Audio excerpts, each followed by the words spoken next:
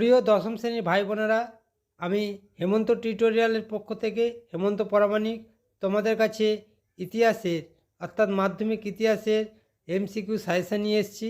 আজকে আমি তোমাদের দুটো অধ্যায় সাজেশান দেবো। প্রথম অধ্যায় অর্থাৎ ইতিহাসের ধারণা, আর দ্বিতীয় অধ্যায় সংস্কার বৈশিষ্ট্য পর্যালোচনা। এখান থেকে আমি মোট 20খানা কোশ্চেন রেখেছি এমসিকিউ। আশা করছি তোমরা এর মধ্যেই কমন পেয়ে যাবে। তোমাদের ইতিহাসে মোট 8টি অধ্যায় আছে। এই 8টি অধ্যায় থেকে 20 নম্বর এমসিকিউ শর্ট কোশ্চেন আসবে। আমি তোমাদের কাছে আজকে প্রথম অধ্যায় এবং দ্বিতীয় অধ্যায়ে 10টা 20টা মোট 20খানা প্রশ্ন রেখেছি। এই 20টা প্রশ্ন থেকে প্রথম দুটি অধ্যায় থেকে তোমরা এমসিকিউ কোশ্চেন কমন পেয়ে যাবে। ভিডিওটি ভালো লাগলে অবশ্যই একটি লাইক, কমেন্ট ও শেয়ার করবে ও চ্যানেলটিকে সাবস্ক্রাইব করে পাশে থাকা বেল আইকনটি অল করবে, যাতে পরবর্তী নোটিফিকেশান সবার আগে তোমাদের কাছে পৌঁছায়। এবার দেখো কি কি প্রশ্ন আমি রেখেছি। প্রথম অধ্যায় ইতিহাসের ধারণা। সঠিক উত্তরটি নির্বাচন করো। 1 নম্বর প্রশ্ন, নতুন সামাজিক ইতিহাসে কাদের কথা বলা হয়েছে? ক, রাজা মহারাজাদের কথা। খ, প্রজাসাধারণের কথা। গ, সাধারণ মানুষের কথা। ঘ, সমাজবিদ্যার কথা। গয়ের উত্তরটা হবে সাধারণ মানুষের কথা। 2 নম্বর প্রশ্ন, ভারতে ফুটবল খেলার প্রবর্তন করেন কারা? ক, ইংরেজরা। খ, ফরাসিরা। গ, ওলন্দাজরা। ঘ, পর্তুগিজরা। উত্তর হবে ইংরেজরা। 3 নম্বর প্রশ্ন, ভারতীয়রা আলু খাওয়া শেখে কাদের কাছ থেকে? ক, ইংরেজদের কাছে। খ, পর্তুগিজদের কাছে। গ, ডেনমার্কদের কাছে। ঘ, চীনাদের কাছে। উত্তর হবে খ, পর্তুগিজদের কাছে।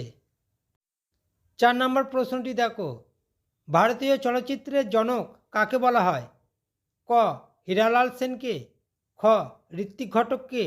গ, দাদা সাহেব ফালকেকে। ঘ, সত্যজিৎ রায়কে। উত্তর হবে গ, দাদা সাহেব ফালকেকে। 5 নম্বর প্রশ্ন, সংস্কৃতির শহর কাকে বলা হয়? ক, কলকাতাকে। খ, বোম্বাইকে। গ, চেন্নাইকে।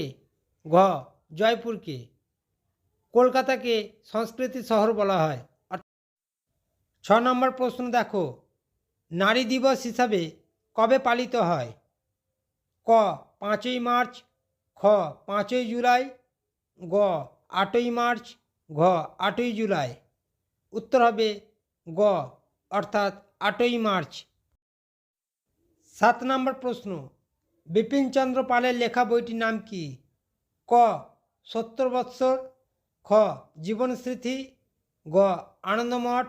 ঘ, জীবনের ঝরাপাতা। উত্তর হবে ক, 70 বৎসর। 8 নম্বর প্রশ্ন, ইন্দিরা গান্ধীকে লেখা নেহেরুজির চিঠিগুলির সংখ্যা কটি ছিল? ক, 10টি। খ, 20টি। গ, 30টি। ঘ, 40টি। উত্তর হবে গ, 30টি। 9 নম্বর প্রশ্নটি দেখো, বঙ্গদর্শন পত্রিকাটির প্রথম প্রকাশ হয় কত সালে? ক, 1865 খ্রিস্টাব্দে। খ, 1870 খ্রিস্টাব্দে। গ, 1872 খ্রিস্টাব্দে। ঘ, 1875 খ্রিস্টাব্দে। উত্তর হবে গ, 1872 খ্রিস্টাব্দে। 10 নম্বর প্রশ্নটি দেখো, অর্থাৎ এই অধ্যায়ের শেষ প্রশ্ন, সরকারি নথি সংরক্ষিত হয় কোথায়? ক, সংগ্রহশালায়। খ, জাতীয় গ্রন্থাগারে। গ, জাতীয় মহাফেজখানায়। ঘ, জাদুঘরে। উত্তর হবে গ, জাতীয় মহাফেজখানায়।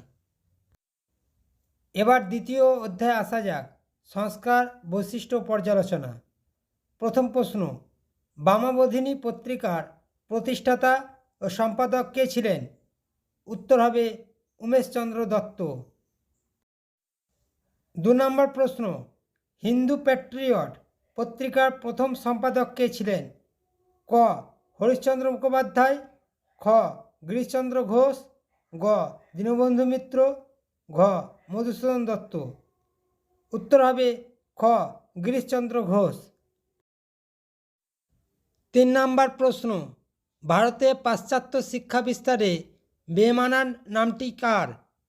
ক রাজা রামমোহন রায়, খ কালীপ্রসন্ন সিংহ, গ ডেভিড হেয়ার, ঘ ড্রিঙ্ক ওয়াটার বিটন অর্থাৎ বেতুন। উত্তর হবে খ কালীপ্রসন্ন সিংহ। 4 নম্বর প্রশ্ন, নীলদর্পণ নাটকের ইংরেজি অনুবাদের প্রকাশক কে ছিলেন?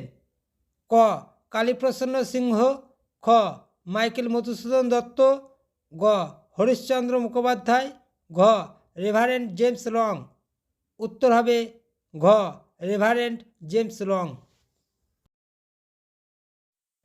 5 নম্বর প্রশ্ন, সাধারণ জনশিক্ষা কমিটি গঠিত হয় কত খ্রিস্টাব্দে? ক 1713 খ্রিস্টাব্দে, খ 1816 খ্রিস্টাব্দে, গ 1818 খ্রিস্টাব্দে, ঘ 1823 খ্রিস্টাব্দে।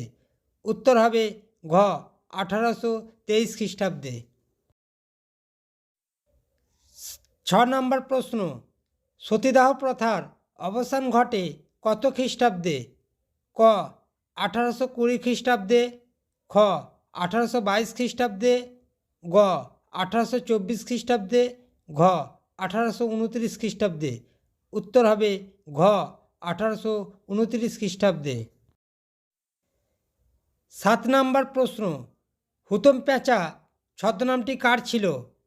ক রাজনারায়ণ বসু, খ কালীপ্রসন্ন সিংহের, গ কেশবচন্দ্র সেনের, ঘ শিবনাথ শাস্ত্রীর। উত্তর হবে খ কালীপ্রসন্ন সিংহের। 8 নম্বর প্রশ্ন, নববিধান সভা প্রতিষ্ঠা করেন কে?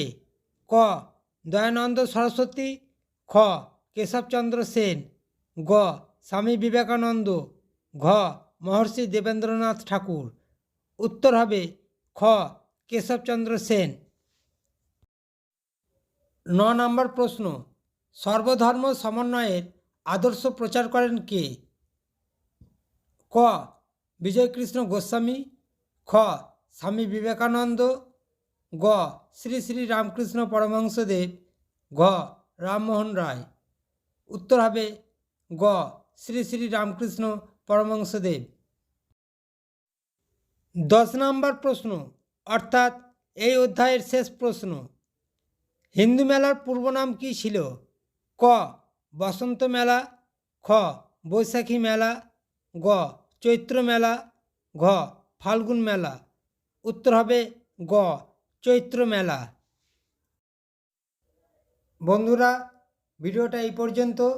পরবর্তী প্রশ্নগুলো পরে ভিডিওতে দিয়ে দেব। তোমরা ভালো থেকো, সুস্থ থেকো এবং আমার সঙ্গে থেকো।